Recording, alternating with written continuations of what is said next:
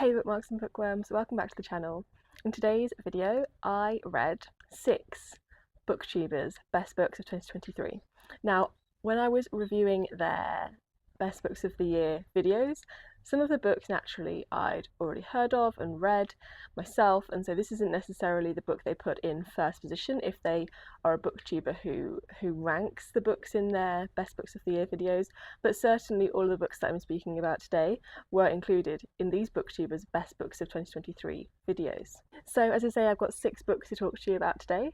I will rank them at the end just for fun. I had read everything I needed to for this video way back in January, and so I was supposed to be posting this video about 2 months ago, but with all the Women's Prize content and International Booker Prize content, this video has been pushed further back and back and back on the schedule. But I still enjoy watching these sorts of videos, and I hope you do too. So without further ado, let's get into the first book. If an Egyptian Cannot Speak English was such a lovely little surprise for me. I didn't go in with very high expectations. I knew that the blurb sounded intriguing to me, so if the blurb also sounds intriguing to you, I highly recommend you check it out, just because the structure of this book was what blew me away. It starts with a question at the start of every chapter, and these chapters are very, very small. They're made up of vignettes, they're about a page, couple of pages maximum, and each one is starting with this question. Sometimes it's a humorous question, sometimes it has more of a philosophical bent to it, but as a narrative structural point, this was really striking. I don't think I've read a book that has included this questioning aspect so significantly. It's not just there as the chapter title, it's not just there as filler to hold space, it is actively contributing to the narrative of the book, and I found that in a sentence, in a one question, I found that really special. The book itself is broken down into 3 sections, despite being a very slim novel. The first section by far is the strongest section for me, because it has this structural identity that I really love. The second and then lastly the third, I think, get gradually weaker as we go into the novel, with the third kind of culminating in this rehearsal of a script, and that's basically all the third section is. It's just basically script practice, and that for me kind of faded the glamour of this book. But going throughout section 2, there were some really insightful little nuggets of non-fiction hidden within the footnotes, and these really shone a light on Egyptian culture, Egyptian food, Egyptian words, Egyptian history, especially when it comes to recent history, that really elevated this novel to one that I will remember, despite the initial impact kind of wearing off, I guess, towards the end, and that final third really kind of not killing the novel for me, but certainly ending the novel on the opposite of a bang, ending the novel on a... So going on to the next book, we're going on to The Storm We Made, which was one of the best books of the year for Simon Savage. Whilst I thought it was good for what it was, this is a multi-generational family saga, historical fiction. For me personally, my personal tastes are veering more against that as a kind of subgenre within the historical fiction world.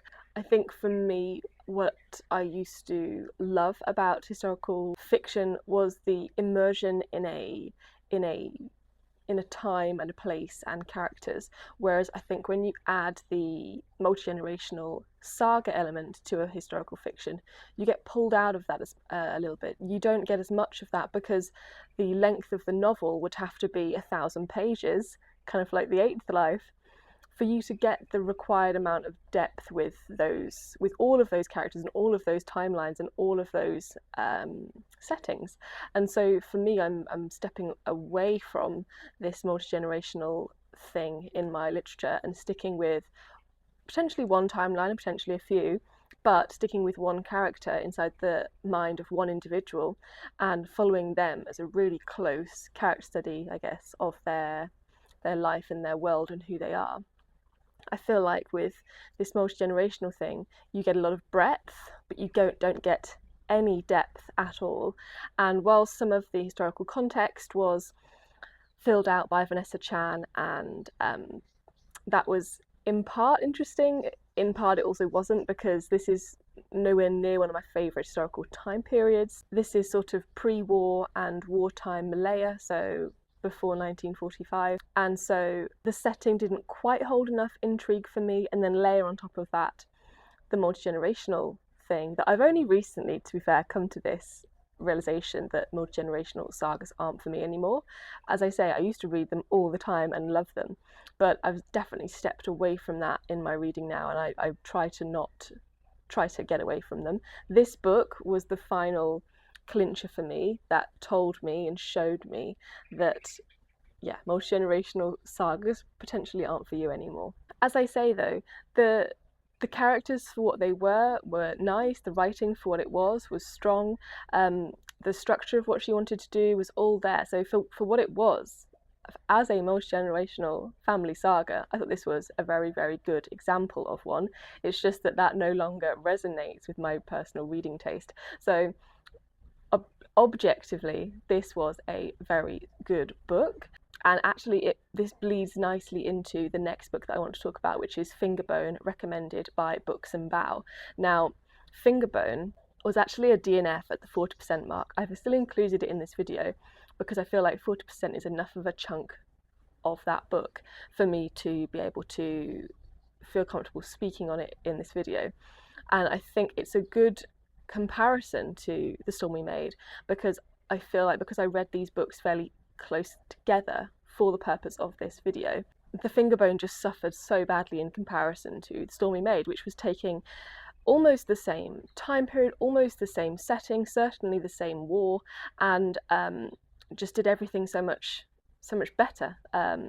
The characters in The Storm We Made were there, and I didn't feel like they were there in the Fingerbone. The structure of the writing and the actual writing itself felt really kind of hard going and not easy to read at all, whereas with The Storm We Made, I was able to read this not only in book form but also in audiobook form, and normally that transition is a hard one for me. Normally I really struggle with audiobooks because it kind of takes me out and it takes me a long time to get back into it.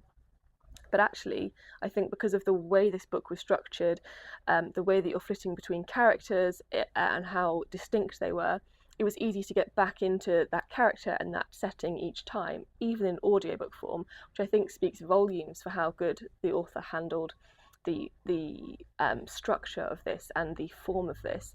Whereas Fingerbone, really, even on the page, Fingerbone reads as kind of walls of text at times. Just overall wasn't a pleasant reading experience in terms of the actual words themselves, nor particularly what was going on. I understand that this guy was in a hospital, and so you do have that sort of hazy, hallucinogenic, he's in a lot of pain, so he's going in and out of flashbacks and things like that, but I feel like I have seen much better portrayals of this type of narrative that do handle these flashbacks and do handle this almost confused state, but a deliberate confused state, a lot better. Next up we have shellyswearingen's This Is Her Pick, and this is Foe by Ian Reid. Now this, I would say, is for fans of Leave the World Behind, except I would say it's better than Leave the World Behind, just because I wasn't massively enthused by Leave the World Behind, but this one is one of my best books of the year too. So spoiler alert for the end, I guess, and the final ranking. But I thought this was absolutely brilliant. This is exactly what I wanted. It was this really eerie, dystopic, what's going on type of vibe in this very isolated setting. This stranger comes in, tells the guy that he is going to be sent to space and has been chosen, and that they're going to basically put in this sort of robot to replace him so that his wife doesn't miss him when he's gone for that long a time. And the whole thing is just full of suspense, intrigue, because this is all revealed to us very slowly, and the ramifications of this and what really is going on, and they have no outside information to corroborate this stranger's story. Is he who he says he is? Does he have some sort of nefarious intent towards this couple? They live on a very isolated rural farm, and so as thrillers go, this is exactly what I look for in my thrillers. The level of unreliability from all of the characters speaking to us is amazing and exactly how I like to feel when I'm reading my thriller. This sort of very quiet, oh my god, something terrible is about to happen, but you know, we're still in a farm and we're making breakfast, and this kind of figure is just approaching outside the window, and you know, stay calm, stay calm, but it's actually, you feel like it's about to explode at any moment. And this book really did this phenomenally. I had never even heard of this book until I watched Shelley's Best Books of the Year video and picked this up from her. So thank you very much, Shelley. This has been an absolute delight. Next up is Jack in the Books, who had After Sappho on his Best Books of the Year video. Now, this was also a DNF at the 40% mark for me, like Booksandbao's novel Fingerbone. Now, if you'd have told me at the start of reading this novel that this is going to be a DNF for me, I wouldn't have believed you, because I was immediately hooked. I immediately loved it. I sank into the first couple of pages thinking, oh, this is a 5-star novel. How did I not get to this sooner, given that it has been Booker nominated before? So it had been on my radar. I just don't know why I hadn't picked it up. And so I kind of buckled in for an amazing read. And unfortunately, whilst the novel, for the period that I read it, was good. You know, it has that vignette style. The writing was so elegant and beautiful. Because it was vignette, the storylines were all not only disjointed but also then fragmented. So we're following different characters, not one linear, one character's narrative. We follow a bunch of different women and their relation to the theme of Sappho, basically, of Sapphic. Whilst that was fun for a time, ultimately it was the structure of this that pulled me away as a reader, because I don't typically get on with this really broken up, really short vignette-y style, almost poetic style, and that I think would be a good word to put on this book.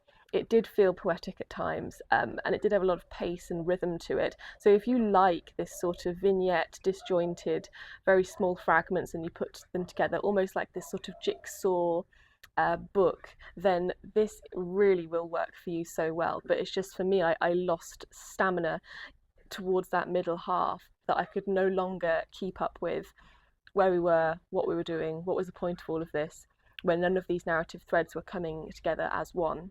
So a bit too fragmentary for me in nature. But going on to Our Wives Under the Sea, which was in the Best Books of the Year video of hannahmay. This I listened to an audiobook basically as I was going on this really long drive. And in hindsight, if I hadn't been on a bike driving somewhere with my earbuds in, thinking, well, there's no point me really pulling over just to change audiobook right now, I'll just listen to this.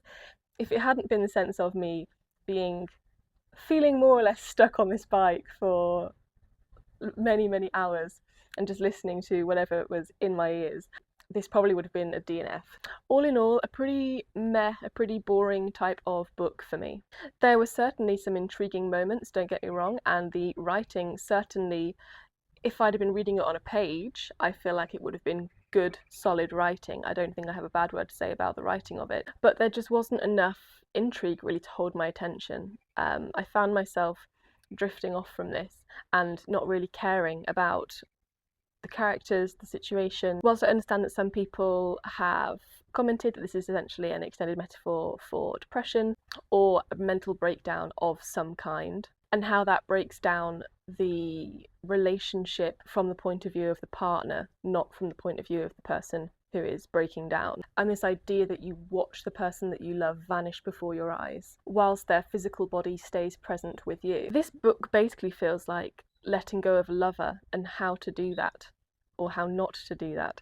So overcoming grief, accepting change, being the major themes of this novel, along with one of the universal themes of literature, containment to liberation, as we see Leah finally being released back into the sea, but this time as a sea creature herself, and as her partner Miri finally releases her and lets go of her and allows that process to happen. It does make me wonder, Mrs. Caliban, the Pisces, the Mermaid of Black Conch, either they are transitioning into a human or they're transitioning out of human into something else, but it all kind of takes place at some point in a bathtub, which I like, and I wonder what's going on there, how they are talking to each other, what they're being influenced by, the outside world that writers are naturally influenced by, what they're picking up there, that would suggest this whole human to sea creature to human is something that has been on the radar of clearly a lot of contemporary writers today. So, and I'm sure you could go back and track it through time, and this sort of merging is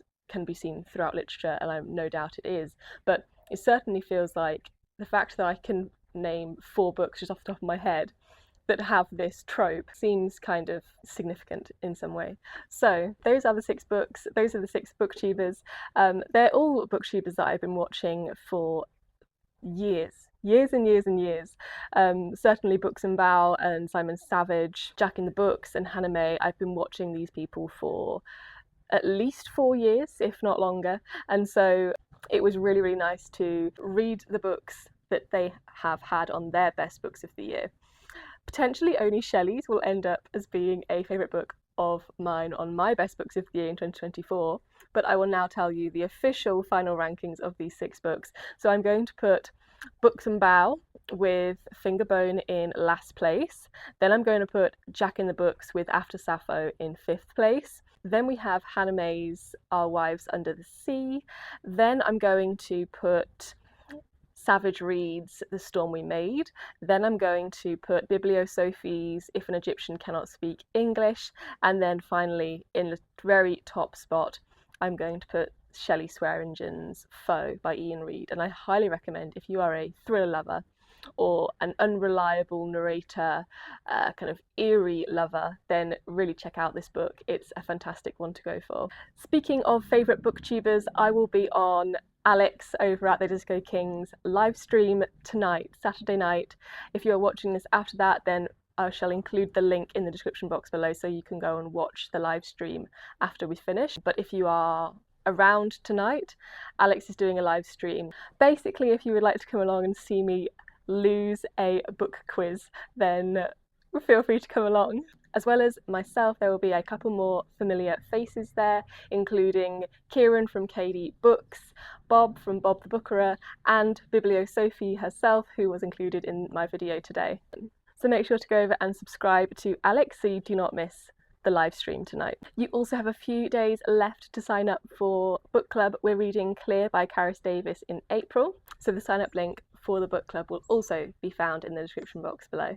With that, I shall sign off here. Thanks so much for watching today's video, guys. Make sure to hit the like button and subscribe if you haven't already, and I shall see you very soon in my next video. Bye!